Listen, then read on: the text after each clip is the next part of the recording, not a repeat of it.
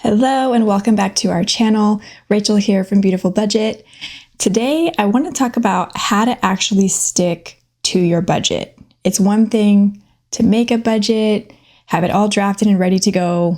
It's a totally different thing to actually stick to it and stay on course towards your money goals. So here in front of me, I have my personal Beautiful Budget workbook, and I have kind of luxed it up with the limited edition leather cover and rose gold aluminum discs. So that's why that looks a little bit different from what you might see on the website. And then I have a Beautiful Budget workbook mini binder here. I don't use the mini and the full for my own budget, but because I like to show what the different budgeting processes look like in the different sizes, I do sometimes show content with the mini. I have a couple of trackers in here too, holiday savings, and then just an August savings challenge that I did. But I moved some cash envelopes into here too, because I want to show you something with these a little bit later in the video. But I've got my budgeting materials in front of me, and I'm going to walk you through a handful of ways that will really help you stick to your budget. So let's get into it.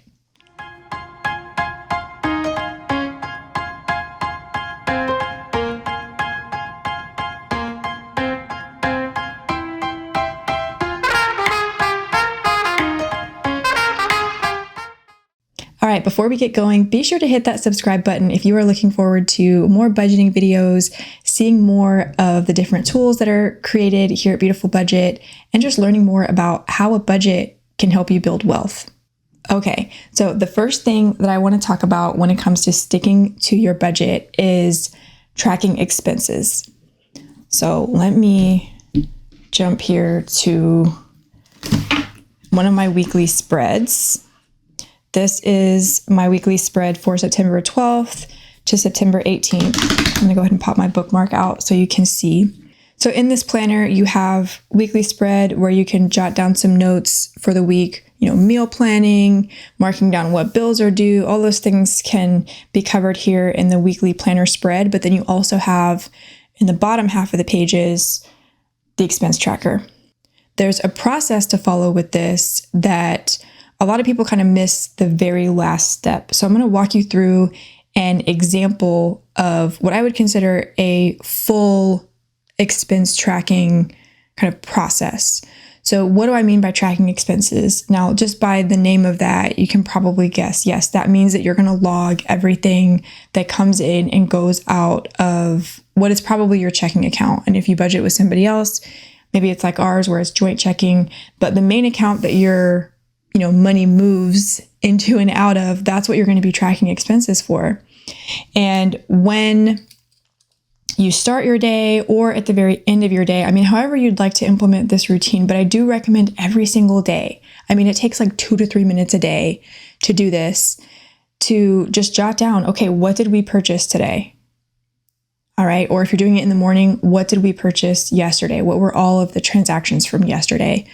So I'm going to put in here, and I've zoomed in so that you can see that better, but I'm going to put in here a transaction from our real budget from September 12th, which was an Apple subscription for my husband. I think it's his storage subscription. And so I'm just jotting down a description, the date, a description of what the transaction was. The category is subscriptions. And then the amount was $2.99. So what I'll do now is I'll update, okay, well, what does that leave us in our account? This was our balance before the transaction occurred. So now I just need to take this $31.32.47 and subtract $2.99.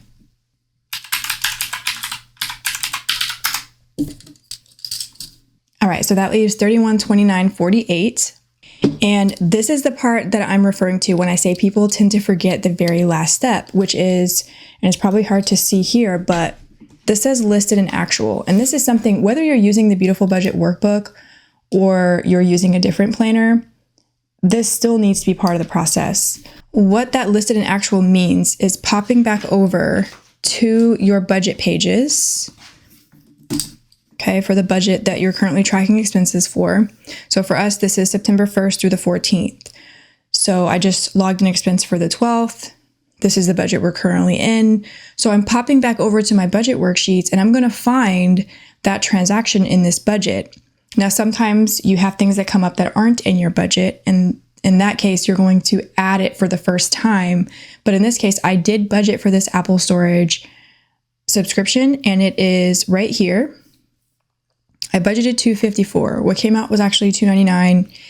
And so projected was $254, but what was actually spent is $299. So I'm popping over to this actual column here and I'm putting in $299. All right, so making sure that it's actually reflected in my budget worksheets. And that is what we need to do in order to be able to come back over here and check this box. So why do we do that? Why is that important to sticking to the budget, which is the whole point of this video? Well, when you're making sure to, along the way, as you're going through your budget, fill in the actual column, you're going to spot bad trends before they get, out of hand and they crush your budget. So just going down and being able to see, okay, well, we were under for the mortgage payment. These things were right on the penny. We're under for daycare. You're just able to compare how you're actually doing versus what you projected. Because here's the thing, when you budget a checking account cushion, which I recommend that you do, making sure that you put a safety net in there, especially if you follow a zero-based budget where you're going to give every single dollar a job, you need wiggle room. So that's why I always budget a checking account cushion in the expenses section. But that $200, as we go over budget, which inevitably we go over budget in something almost every single time. And I've been budgeting for a long time. I'm not perfect. Nobody's perfect. We go over budget. And I have to keep in mind, how much are we dipping into this cushion? So just below it is a really good example. We have had some medications we've needed to pick up. Our daughter got sick and we had to pay for co-pays. So $110 so far in the pay cycle that has gone towards this, which was not budgeted. And so guess what? The cushion is covering this. All right. So I keep an eye on that. And then I keep an eye on, okay, if we're over in a couple, but under in others, are we kind of breaking even? Right. So I'm kind of trying to make sure that, obviously that we never overdraft our account, which that has not happened in a very, very long time. And definitely not since we've adopted this budget framework. But that, of course, is like worst case scenario that you overdraft your account. But it's also stopping things in their tracks, because the big picture here is we want to make sure that the investing is maximized, that we're able to invest every dollar that we projected and hopefully more, because investing is really that wealth building component of the budget. So that is the first thing, is making sure that you track expenses and you know what is happening in your budget along the way. The next thing that I want to cover that will really help you stay on track and actually uphold the budget that you've built is to hold money meetings. So now I'm talking to those of us who have more than one adult stakeholder in the budget. So maybe you budget with your spouse or your significant other, maybe you've got a roommate. There's more than one person involved. And so there are topics to discuss when it comes to your finances. Money meetings make a huge difference. So in this particular planner, one of the pages I love to use, and I'm just going to pull in this blank planner here, is the money notes page. All right. It appears just after your calendar pages. You have money notes. So I love using this page for money meeting notes. And I have these with my husband. They're very kind of on the fly. I would say when we started, there was a lot more structure to that. And I would say we were having money meetings probably like once a week, definitely once a paycheck. There's not really any fixed rule of how often you should have them, but you definitely need to have them. Even if they're for just like 5 minutes after you have dinner as a family, you just stop and chat about a couple financial topics. It's very important to keep that harmony and keep that communication open. And that will certainly help your budget stay on course. So I'll just jot down, using this page here, some topics you might want to consider covering in your money meeting. The first thing would just be the current budget, talking about how things are going right now in the budget that you're in. Maybe you've been all over it. You've been tracking expenses. You know kind of how things are going, trends that you're seeing, and you can kind of relay those to the other person touch base on how you want to kind of address that. Hey, let's meal plan a little bit more intentionally. Let's do these other things so that we can stay on course. So just kind of talking about the current budget, what you're seeing. If you need to get caught up, maybe you sit down and do it together. Lots of different angles there, but just kind of speaking to where you are right now. That's certainly something to cover. Another thing that's really good to cover would be upcoming events and just big things that might impact your budget. So holidays, maybe you're going to go to a wedding soon. Maybe one of you has a work trip. All different types of things that inevitably impact our finances, right? And so covering those and making sure that both of you know and are on the same page with all of the events that are coming up, because sometimes this can be a lot, right? And so I do have a tracker towards the front of this planner that is great for keeping up with important events and important dates. That's the name of the tracker, is Important Dates. It's towards the very front of the workbook, and it allows you to just jot down, anniversaries, birthdays, graduations, weddings you're going to attend, work trips, vacations. I mean, you name it. Putting it here will help you make sure it works its way into your budget and that those modifications are made. But then when you sit down and you have that money meeting to discuss, hey, are you tracking what I'm tracking? And is that reflected in the budget?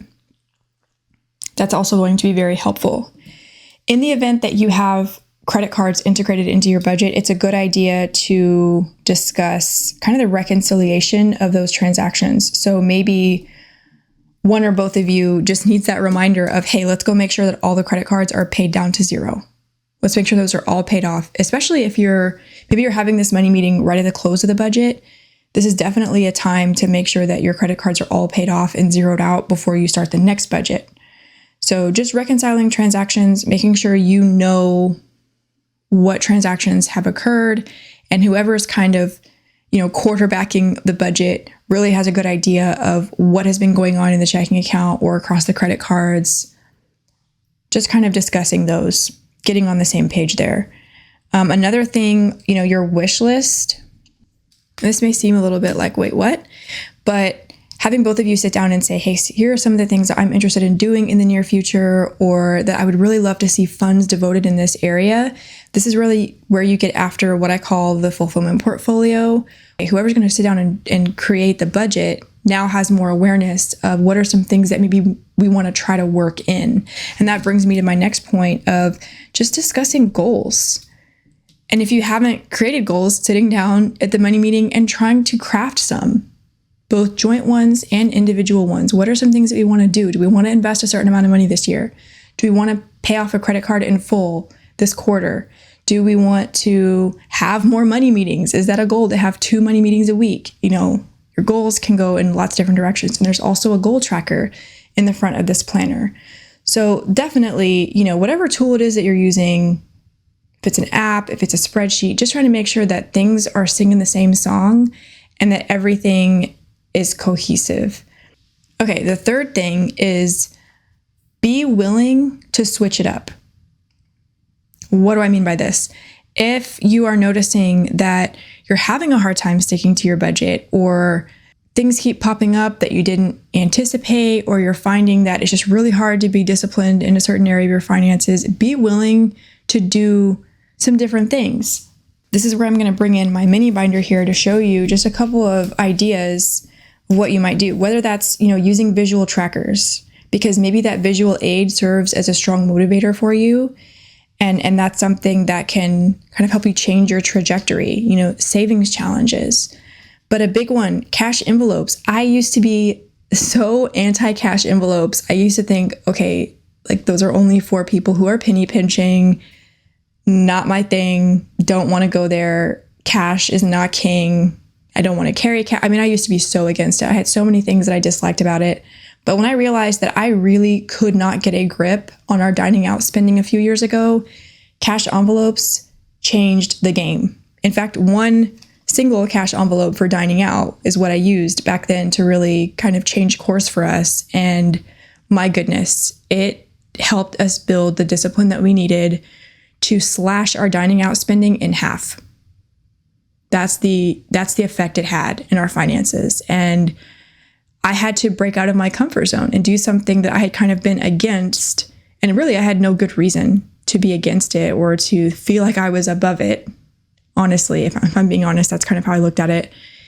And stepping into using these, carrying cash, and just seeing what it could do, that was huge. There are so many different strategies that, being willing to just try different ones, you really might surprise yourself.